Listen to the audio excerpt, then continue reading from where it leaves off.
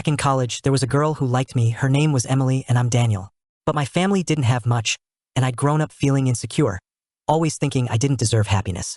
In my sophomore year, I worked part-time at a cafe and the library near campus. The money barely covered my own expenses, let alone the cost of a relationship. One Christmas, Emily suddenly invited me and two friends to spend the day at Santa Monica Pier. I had $120 in my pocket. After paying for tickets, I was left with less than $50. We played around for a while, and then she said she was thirsty. I glanced at the drink prices. The cheapest soda was $4, half of what I had left. I said nothing. By the time we were done, it was late, and the four of us decided to get a hotel room. A double room cost $250. Each of her friends contributed $80, and then the receptionist looked at me. Almost instinctively, Emily quietly handed over $100. I gave an awkward smile and said nothing. She looked at me and said, "Don't feel embarrassed. I know you can't afford it. I just want you to have fun with me." I nodded, but my chest ached. She told me the cafeteria was too noisy, so I took her to 3rd Street Promenade for a simple meal. Cost $20, more than half of what I had left for the day. I only had lunch with her.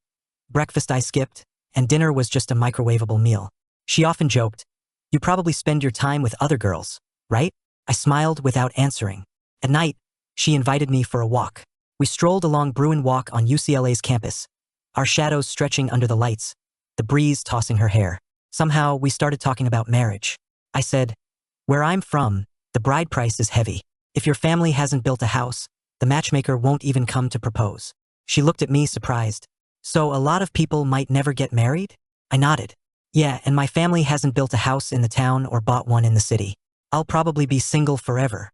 I expected her to give up after hearing my family's situation, but she shook her head. "Daniel, my family isn't much better. My parents are regular workers, and my grandfather sells his own vegetables at the Pasadena Farmers Market. We're actually a good match. We can work hard together and build a better future." At that moment, my heart felt warm, like sunlight on a winter day. From then on, we were together.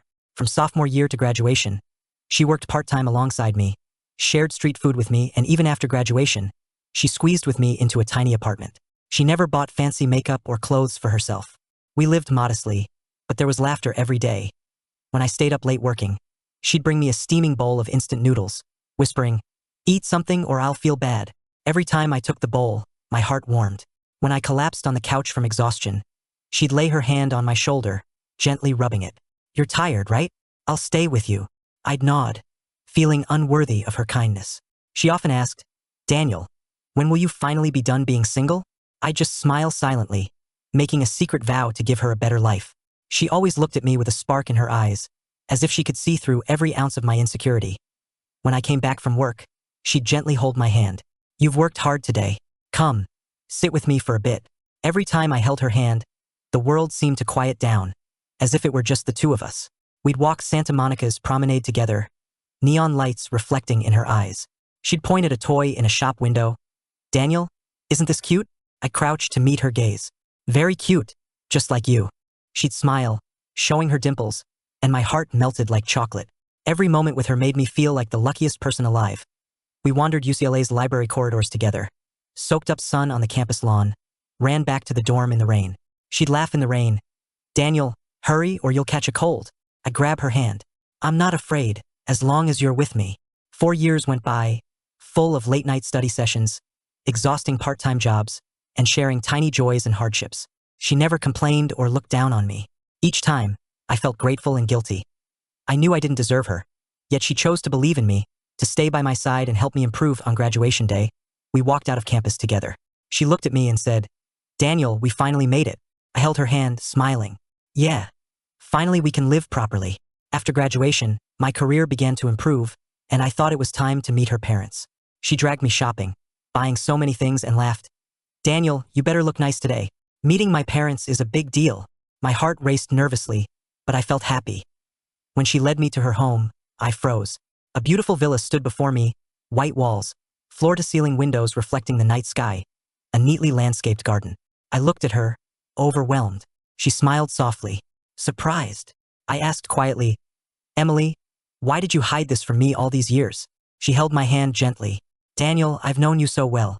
I was afraid you'd feel you weren't good enough for me, so I stayed with you and let you grow slowly. I spent 4 years proving that you could do it. I'm truly honored to have met you." I was speechless, tears sliding down my cheeks as I held her hand tightly. She blushed slightly, and together we stepped into the villa. Her parents welcomed us warmly, as if they had been waiting for this day. She leaned on my shoulder and whispered, "Daniel, now we can finally feel at ease." I nodded, feeling a warmth that went straight to my heart. I remembered those tough college days, street food, late night studying, and how she never complained. Even in hardship, her presence filled life with light. I whispered in her embrace, "Emily, thank you. Thank you for always being with me." She smiled softly. "Daniel, thank you too. And thank you for always working hard. I've always believed you'd get better." At that moment, the world seemed to stop, leaving only us. Happiness was simple and real. We reminisced about college, and she laughed. "Remember that Christmas at Santa Monica Pier? You had barely any money but still tried to enjoy the day with me." I nodded. "Yeah. I honestly felt I didn't deserve you back then." She shook her head gently. "No, Daniel, I knew. I chose you because I saw your heart and effort, not your money or status." My chest warmed, and I hugged her tightly, as if I could shake off all the insecurities and hardships of those years, leaving only our warmth and happiness. We walked through her garden together. The night breeze brushed her hair across my face.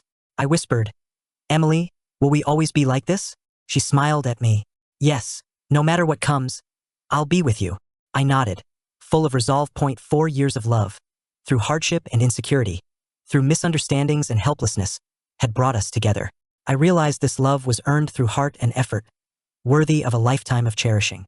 Under the starlight, we stood side by side, holding each other's hands. Our shadows stretched long in the lamplight. I knew that no matter what the future held, as long as she was by my side, there would be light, warmth, hope, tears, and joy. This is what real love looks like, ordinary yet profound, bitter yet sweet. 4 years of companionship and care taught us that people who love sincerely leave an indelible mark on life. I'm grateful to have met Emily. She stood by me through the hardest years, and she changed my world forever. I whispered, "Emily, thank you. Thank you for always being with me." She smiled softly. "Daniel, thank you too. And thank you for always striving." We looked at each other and smiled, tears quietly falling, carrying warmth and hope. The road ahead is long, but as long as we walk hand in hand, nothing can stop us from moving forward together.